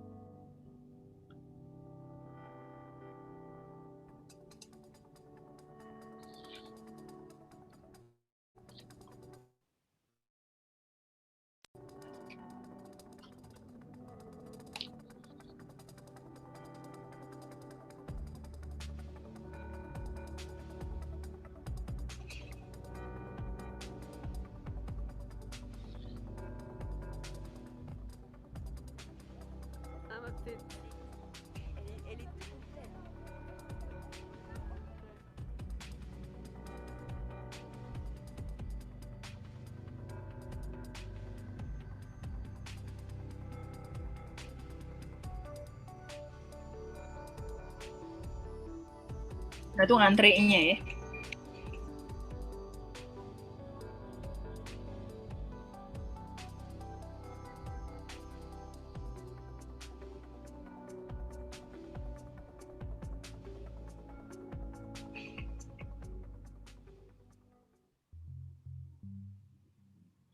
Oke. Itu aja sekilas tentang Cité de l'Espace. Ada pertanyaan lagi mungkin, atau aku bisa langsung move on ke Kita bisa langsung lanjut ke Carcassonne. Oke, sip. Udah 5:30 ya Mas, luar biasa loh. Iya. Oke, kita langsung aja ke destinasi kita yang berikutnya, yaitu adalah Carcassonne. Mungkin teman-teman pernah dengar yang namanya board game ya, namanya Carcassonne. Yang nggak tahu itu populer apa enggak di Indonesia, tapi ada satu board game yang terkenal banget, itu namanya Carcassonne. Nah, kita akan lihat seperti apa sih kota Carcassonne yang menurut aku cantik banget dan harus banget buat datang ke sana. Kalau misalnya kita ada di Toulouse. Oke, nah Carcassonne itu letaknya di sebelah tenggara dari Toulouse. Kita bisa lihat di sini. Dia ini jaraknya naik mobil adalah 1 jam. Uniknya naik mobil 1 jam, naik kereta juga 1 jam, dan naik bis juga 1 jam. Naik kereta itu dia lebih mudah ya kalau menurutku, dan dia juga lebih murah. Itu startingnya adalah di 7 euro. Jadi kalau teman-teman pas ke Toulouse bisalah melipir sehari gitu, one day trip kita ke Carcassonne. Nah, Carcassonne ini dia teman-teman bisa lihat cantik banget. Ini adalah namanya Carcassonne. Ini adalah Cité de Carcassonne. Ini adalah kota benteng yang terbesar yang ada di Eropa, yang masih ada hingga saat ini. Bentengnya sendiri, dia itu ada panjangnya sekitar 3 km, dan dia terdiri dari 2 benteng luar ya, terdiri dari 2 benteng luar. Ini ada yang pertama dan ini ada yang kedua di sini, dan kita bisa jalan di tengah-tengah sini. Nah, Carcassonne sendiri ini memiliki 4 pintu dan dia memiliki 53 tower. Kebayang ini banyak banget ya, towernya dia ada 53. Nah, Carcassonne ini dia ditemukan itu di abad ke-5 dan waktu zaman dulu pas di abad ke-300 itu ada satu kerajaan namanya adalah Secaren dan dia memiliki permaisuri yang namanya Lady Carcass. Nah, Lady Carcass ini adalah awal terbentuknya nama Carcassonne dari si Lady Carcass ini. Dan kita juga bisa menemukan patung dari si Lady Carcass itu di depan dari gate yang ada di Carcassonne. Nah, selain Cité ini namanya ada Cité de Carcassonne, itu Carcassonne juga memiliki bagian lain. Jadi bukan cuman ada si kota benteng ini, tapi dia juga ada kota lain agak di bawah. Namanya adalah Lower City atau Ville Basse, kota yang agak bawah. Nah, kota yang agak bawah dan juga si Cité de Carcassonne ini dihubungkan oleh ini. Jembatan ini namanya adalah Pont-Vieux. Pont-Vieux ini dia jembatan yang tua juga, dia ada di situ sejak abad ke-14 dan dia hanya bisa dilewatin oleh ini. Dia hanya bisa dilewatin oleh orang. Jadi kita nggak bisa naik kendaraan untuk ke sini. Kita mesti jalan kaki dari Lower City ke atas sini, ke atas Carcassonne gitu. Nah, yang menarik juga adalah Carcassonne ini tadinya adalah pusat agama yang bernama agama Qatar. Ya, mungkin teman-teman belum tahu, agama Qatar itu juga adalah salah satu bagian dari Kristiani, tapi dia bukan agama Katolik. Dan dia pada abad 1200 itu dia ada agama Qatar yang lumayan besar, dia ada di Carcassonne.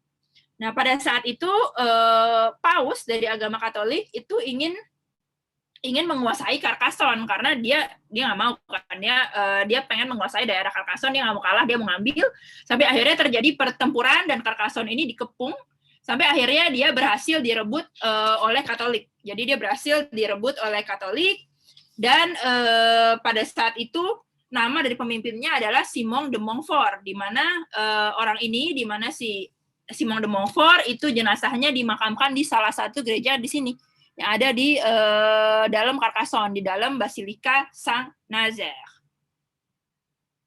Nah, ini adalah salah satu bagian dari tembok yang ada di Carcassonne. Aku akan nunjukin ke teman-teman gimana sih Carcassonne itu kalau misalnya dilihat dari atas.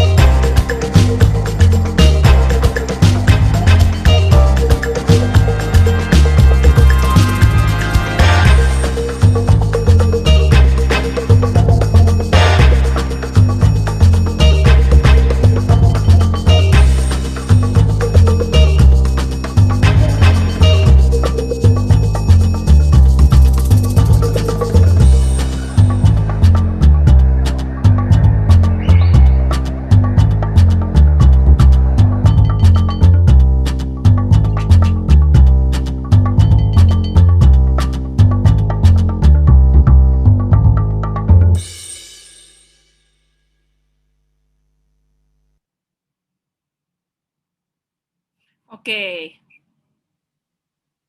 Nah, itu tadi adalah sekilas tentang kota Carcassonne. Aku akan langsung lanjut ya. Aku akan langsung lanjut. Kita akan masuk ke dalam kota Carcassonne ini dengan menggunakan Google Maps. Oke, nah ini dia. Ini adalah salah satu pintu gerbang menuju masuk kota Carcassonne. Tadi aku udah bilang ada 4 pintu untuk masuk ke dalam kota Carcassonne. Salah satu pintunya adalah namanya Port de Narbonne. Nah, ini kita akan masuk ke dalam Port de Narbonne. Ada jam operasionalnya masih, Mbak? Jam operasional nggak? Ini bisa sepanjang hari. Dia bisa sepanjang hari. Oke, terus kita bisa menyusuri si T ini ke semua bagiannya? Atau ada bagian-bagian yang dilarang? Kebanyakan ya bisa ke semua bagian. Cuman di Cité ini dia juga ada yang namanya kastil. Jadi dia ada kastil kecil, itu namanya kastil Carcassonne. Dan kalau mau masuk ke dalam situ harus bayar sekitar 9,5 euro. Jadi kalau masuk ke situ bayar. Kalau sisanya tempat-tempat lain, oke, itu free. Oke. Nah ini ada ini ya, ada souvenir-souvenir. Kita bisa lihat tadi juga ada souvenir yang kayak apa tameng-tameng gitu. Ada souvenir yang kayak tameng-tameng kayak gini, yang kayak pedang-pedang satria.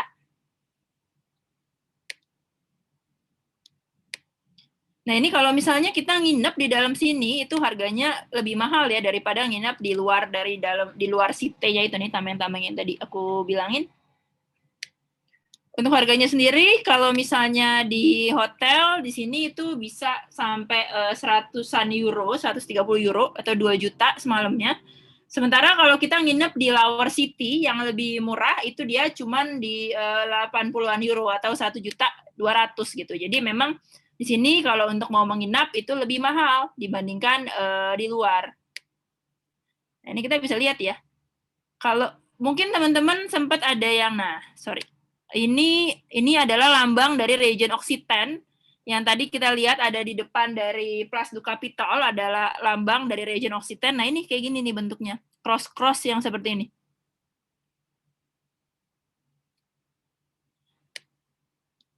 Oke.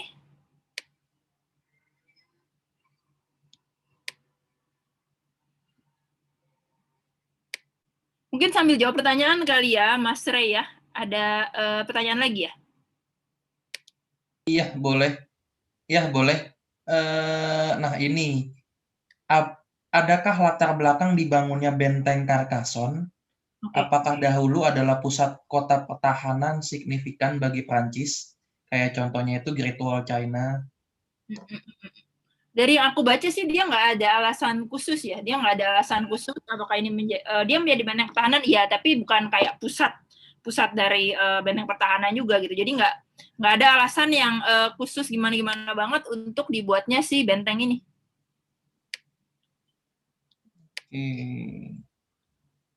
Nah, terus kita bisa photoshoot nggak Kak di sini? Photoshoot. Mungkin ada teman-teman yang mau pre-wedding di sini gitu. Boleh dong, boleh banget loh. Kalau misalnya kita mau foto-foto di sini ataupun di mana aja di Prancis itu bisa banget dan nggak ada yang narikin duit juga gitu. Jadi benar-benar bebas banget. Bisa banget untuk foto-foto di sini. Ini ya, tadi aku cerita ada yang namanya pastel. Pastel itu adalah tanaman yang memproduksi warna biru. Nah, di sini juga ada nih. Di sini ada souvenir-souvenir dan juga ada tanaman-tanamannya si pastel itu. Dia ada di dalam sini. Nah, ini adalah salah satu square yang ada di dalam Carcassonne. Nah, tadi seperti aku udah bilang, di dalam Carcassonne ini, dia selain dari kota tua ini juga ada yang namanya castle. Nah, dia ada sebuah castle kecil. Castle itu dia berbentuk segi empat dan dibangun di abad ke-12. Castle ini dia sekarang adalah museum dan dia juga menunjukkan peninggalan-peninggalan dari agama Qatar yang tadi aku udah bilang gitu. Dan dia juga ada kapel, lalu dia juga ada kuburan dan dia juga ada menara-menara. Dia dikelilingi oleh 6 menara yang ada 6 biji dan untuk masuk ke dalam castle ini dia harus membayar seharga 9,5 euro. Udah ada yang nggak sabar nih Kak mau tahu makanan khas Carcassonne. Mungkin teman-teman udah pada sabar nih. Ini lihat khasnya nih. Oke. Wah, ini pas banget ya ada di tengah-tengah. Ada di tengah-tengah restoran nih, mantus. Oh iya, dan satu lagi selain ada yang namanya Kestel tadi, itu juga ada yang namanya Basilik Saint-Nazaire. Itu juga adalah gereja dan itu tempat jenazah dari dari pimpinan agama Katolik yang menyerbu Carcassonne saat dia masih bersama Qatar. Nah, itu dia dimakamkan di gereja itu. Namanya adalah Basilik Saint-Nazaire. Ini rame banget ya si iniannya. Oke, kayaknya udah dulu nih tentang Carcassonne, udah jam 5:42 juga. Mungkin ada pertanyaan atau mau nanti aja atau gimana? Bisa langsung lanjut aja, Mbak. Oke, sip. Aku akan langsung lanjut. Nah, kalau misalnya di Carcassonne, kalau misalnya teman-teman pas ke sini selama bulan Juli sampai Agustus, pas summer, itu jangan lupa untuk melihat pertunjukan satria berkuda. Nah, kira-kira seperti ini, dia ada pertunjukan satria berkuda.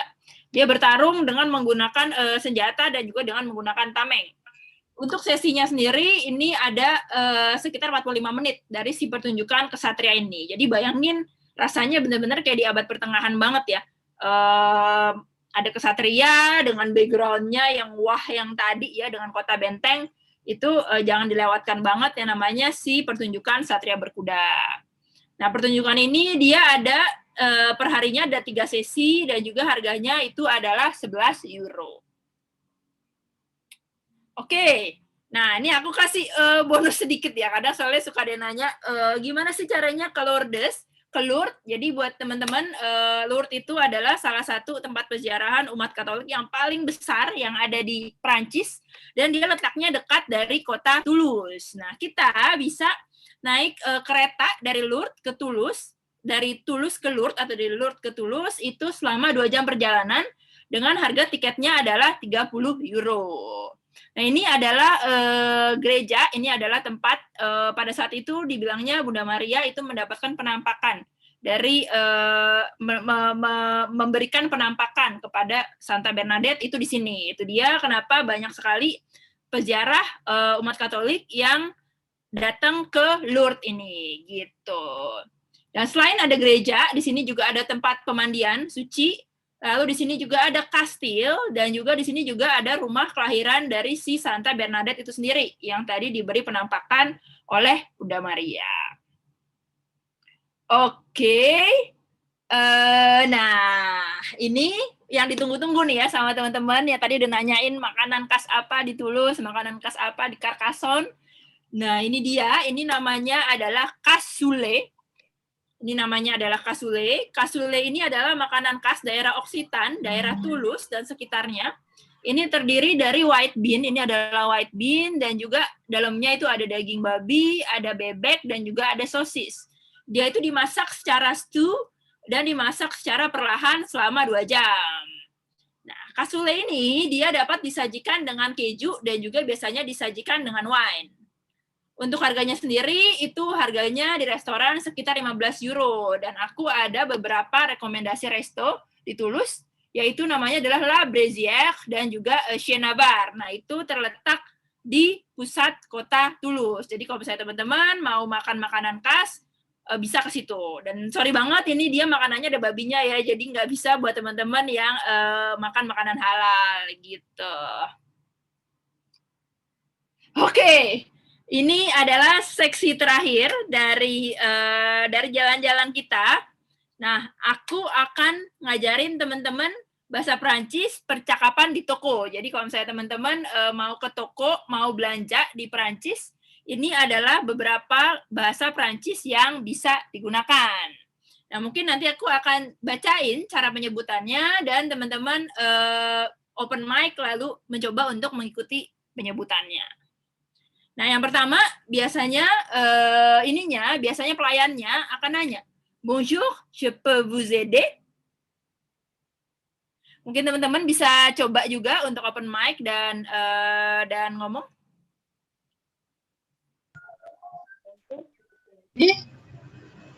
Bonjour, je peux vous aider? Ya, Bonjour, je peux vous aider? Ya.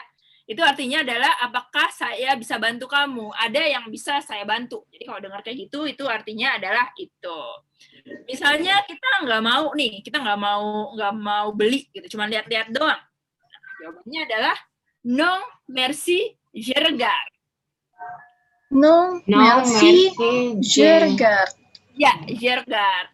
Enggak, makasih, aku cuma lihat-lihat doang. Aku cuma lihat-lihat doang, gitu. Nah, berikutnya, kalau misalnya kita mau nyobain sepatu, kita bisa ngomong, est-ce que je peux essayer ces chaussures? Est-ce que je peux essayer ces chaussures? Je peux essayer ces... Yang lain pada kemana ini ya? Udah pada hilang kah? Apa pada... Je peux essayer. Est-ce que je peux essayer ces chaussures? Oke. Berikutnya, kalau misalnya kita mau nyari size yang lain, kita ngomongnya adalah est-ce que vous avez une autre taille? Apakah kamu punya size yang lain? Est-ce que vous avez une autre taille? Oke, benar. Est-ce que Est-ce que vous avez une autre taille? Benar. Est-ce que vous avez une autre taille? Oke. Misalnya kekecilan. Nah, kita ngomongnya adalah c'est trop petit. Ini kekecilan. C'est trop petit. Trop petit. Ya. Dan yang lain yang paling kalau kita mau nanya harganya, kita ngomongnya adalah combien. Takut combien. Oke. Combien. Oke. Nah, segitu dulu tentang bahasa Prancisnya dan juga tentang voyage virtualnya. Tadi aku di depan sempat bilang kalau misalnya aku mau ceritain apa itu Chandrika Travel alias travel aku. Jadi aku akan minta beberapa detik untuk ceritain apa itu Chandrika Travel. Chandrika Travel itu adalah agentur spesialis destinasi Eropa. Kita menyediakan paket tour, kita juga ada jasa tour guide, sewa mobil, dan juga pembuatan itinerary. Jadi kalau teman-teman ada yang mau ke Eropa, ada yang mau ke Prancis, ada yang mau ke Toulouse, ada yang mau ke Carcassonne, itu bisa sama kita. Nah, kemudian yang paling baru, kita juga membantu teman-teman mahasiswa baru yang baru datang. Kita mencoba untuk mencarikan tempat tinggal, kita juga mencoba untuk membantu administrasi, membuka rekening bank, ke prefektur, dan lain-lain. Itu juga kita bisa bantu. Dan yang terakhir, selama pandemi ini kita mengadakan live virtual tour, baik yang reguler dan private. Jadi selain sama EV ini, kita juga ada live virtual tour sendiri. Dan itu dia live dari lokasi, dan kebetulan banget juga ya, aku promosi nggak apa-apa ya Mas, kebetulan banget minggu depan kita bakal live dari Paris. Jadi kalau ada teman-teman yang dari kemarin nanya, kapan ke Paris gitu ya, ke Paris sama Ivy kemarin udah pernah, kalau ada yang mau, kita bakal ke Paris sama Chandrika Travel itu di minggu depan gitu. Langsung aja pantengin terus Instagramnya @chandrika.travel gitu. Oke, nah itu dulu. Sekian dulu dari aku. Mungkin mau jawab pertanyaan atau mungkin mau langsung foto apa gimana, Mas? Kita langsung foto terus diikuti sama kuis aja ya, Mbak ya? Oke, sip. Oke. Soalnya yang tim buat foto udah siap nih kayaknya nih. Mas Renaldi sudah siap, Mas? Oke, Mas Renaldo. Teman-teman dibantu untuk dibuka kameranya. Kita bakal foto bareng. Oke, 3 kali nih ya.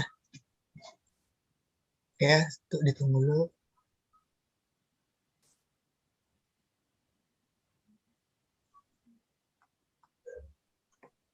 Oke, sudah siap ya.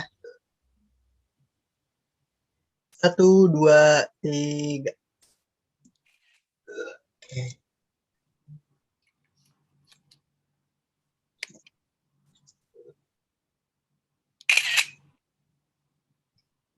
Slide yang kedua, 1, 2, 3. Sekali lagi ya.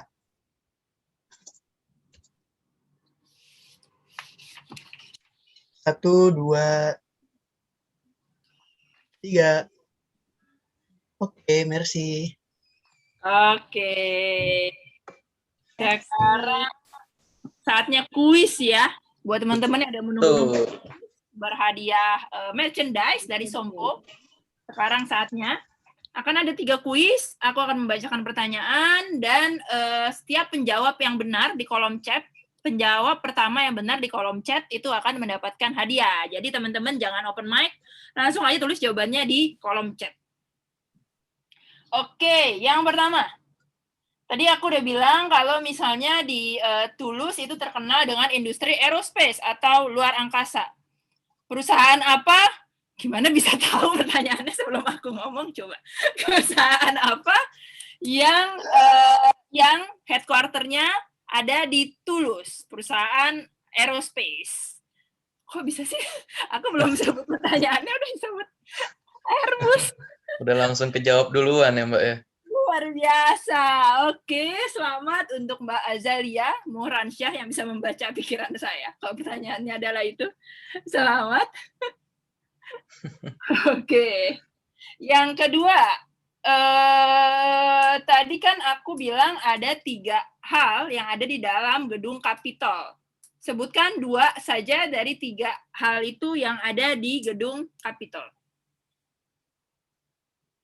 Oke, dari Mbak Jessica Suryani, aduh thank you banget nih Mbak Jessica, selalu datang. Jawabannya benar, yaitu gedung wali kota dan teater. Selamat Mbak Jessica.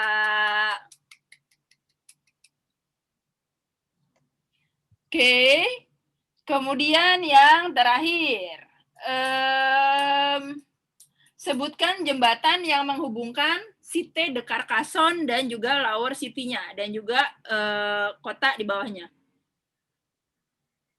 Oke, ada yang jawab Pont Neuf, ada yang jawab Pont Vieux. Yang mana nih yang benar? Jawabannya adalah Pont Vieux, bukan Pont Neuf. Pont Neuf itu di Toulouse. Selamat untuk Mbak Aprilia Sani yang sudah menjawab pertama dengan benar. Jawabannya adalah Pont Vieux. Oke, felicitations buat semua pemenang di hari ini. Jangan lupa nanti alamat lengkapnya dikirimkan ke nomor reservasi agar kita bisa kirim merchandise menariknya dari Sompo. Terus jangan lupa pantengin terus Voyage Virtual karena 2 minggu lagi kita akan jalan-jalan kemana, Mbak? Kita akan jalan-jalan ke Provence. Oke, kita akan jalan-jalan ke Provence 2 minggu lagi di tanggal 14 Agustus. Oke, di jam yang sama ya, di jam 4. Oke. Nah, terus jangan lupa pantengin IG EV, oke, @EV_Indonesia, @EV_Indonesia. Ya, jadi teman-teman hari ini udah tahu Toulouse, udah belajar bagaimana cara percakapan di toko. Oke, mungkin hari ini sudah cukup, nanti kita lanjut lagi di 2 minggu lagi, masih dengan Mbak Cuni tentunya. Oke, merci beaucoup teman-teman semua. Au revoir. Bon weekend. Bon weekend. Bon weekend. Merci Mbak Cuni. Bon weekend. Merci Mbak Cuni. Semuanya merci. Merci.